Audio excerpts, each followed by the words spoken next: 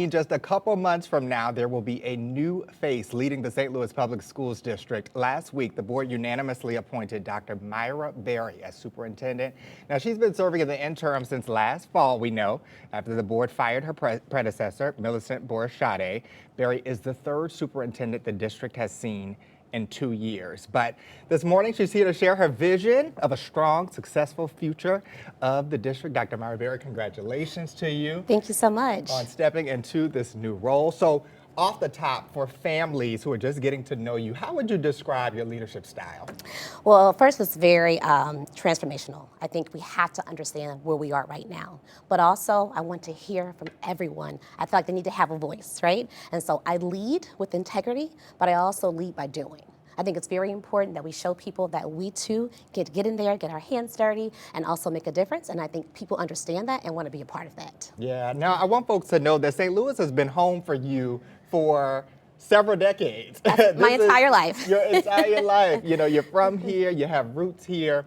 And so how do you think that your ties to this city will help shape your leadership? Absolutely. I tell people all the time, you know the song, So St. Louis? Yep. That is exactly me. My entire family, though, they went to St. Louis Public Schools. And I said the only reason that I did not, I blame it on my parents. However, I think the ties, they run deep. And the people understand the love that I have for this city. And I think they also want to be a part of something that we're doing that's great and the change we're about to make.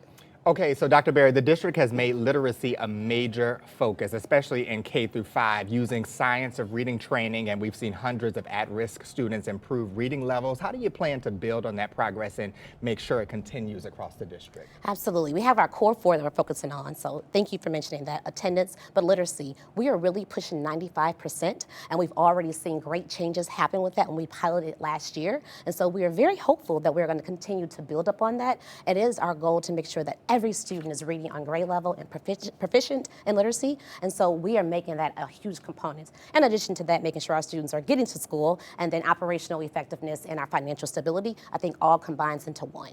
All right, so I've been really interested at what the people have had to say since your position was announced. And so I'm gonna put up a few screenshots of people talking about your announcement here on social media. So here's what one person had to say.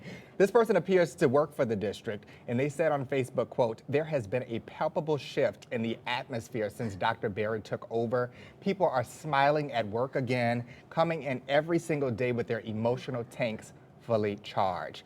Another one, Dr. Berry said, "Congratulations on becoming the permanent superintendent of SLPS. It's about time the Board of Education did something that made sense. Hire from within instead of out of town." Wow. When you hear that, what do you use to continue filling those tanks? Absolutely. It warms my heart, actually. I think that's what gets me going, is to see that people really understand and know who I am, right? Yeah. And I think that, or I know that when we can continue this momentum that we have and build up on this shift, I know that we're gonna do some great things. And it is my hope that everyone around us will see that we have the entire city behind us. And it just gets me excited about all the great things that we're going to do. Yeah, I really got the sense that familiarity was very crucial for our public during this time, especially in public education. So I want to move to attendance, because this is something that we're facing countrywide with seeing our students in those seats every day. How do you plan to make sure that that remains a priority? Absolutely. Attendance is the huge priority. You cannot even have school till you get them to school. And so we are running an attendance campaign. It's going to go live. We've already started the implementation. With our campaign is every student, every moment, every day, right? Getting them together, being in school every moment. And so I think it's very important that we understand that when you come to school, every time you're missing school, you are missing out on an opportunity. So we need them there every day together like never before. Absolutely, and I know that that includes the push to parents. Yes. So how are you having that conversation with them? Absolutely. Again, with the attendance campaign, but we're sharing with our parents, like, we need you to make sure that we get our children here. I know we're talking about Thrive Time, and we'll continue to talk about that, but we want them to know that it's very important that you get your children to school each and every day, on time each and every day, so they can continue to learn. And we want our students to want to be in school, and we're certainly working on that as well. Yeah, and so one of those barriers has been urban transportation. The district introduced a new bus tracking system to improve reliable transportation. What feedback are you hearing from families on that, and what still needs to improve there? Absolutely. There's some great things happening with transportation. Before we had 19 different vendors. Now we have one with Zoom. We are averaging about a 96 on-time proficiency rate. However, you're right. There are a lot of things that we need to work on. There's still some great things happening. We know when the children get to school, when they're leaving their bus stops, there's an app. Parents can track their students. Parents, if you have not signed up on it. However, we are making sure that our buses that are coming from the north side and the south side, they're also having the same efficiency rates. And we are noticing that some of our buses, when they come from different areas, are experiencing difficulties. And so we're trying to narrow down and hear from our parents that are still having those issues and how we can fix them. And we ask our parents, we think things are going great, but if you see something that we don't, let us know, tell us so we can fix it immediately.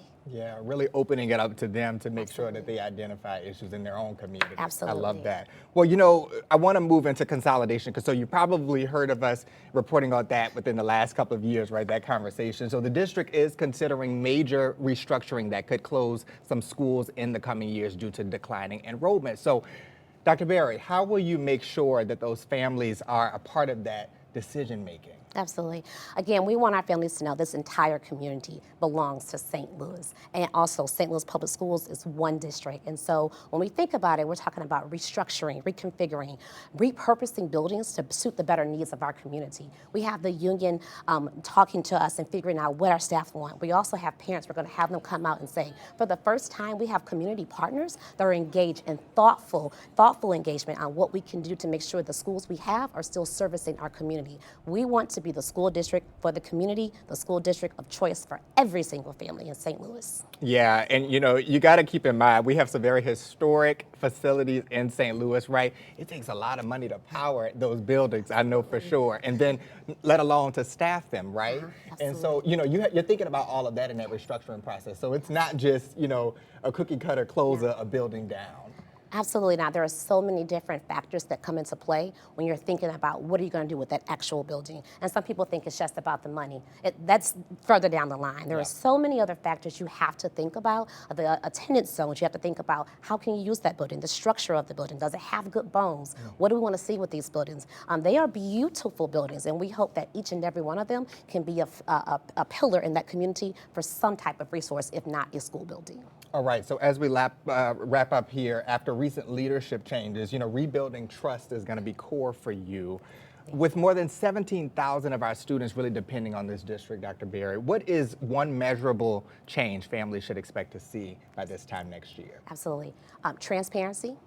They should definitely be able to see what we are doing. They know about it. We're springing things on you. We're going to actually tell you. Now, of course, things may change throughout the process, but we're going to share that change with our families. And they're going to see a sense of joy, right? Children enjoying to come to work. Teachers enjoying to be in the classrooms. Parents enjoying to be with us. So those two things automatically is going to change. And then you're going to see that the city is saying, yes, we believe in SLPS, and see how much momentum we're going to get. And before a few weeks from now, you'll start seeing and hearing about what we're going to have coming up. And then in the very near future, you'll understand that St. Louis City is the best place for your students. All right, Dr. Myra Berry, the new superintendent of St. Louis Public Schools. Thank you so much for being with us. Thanks for having me.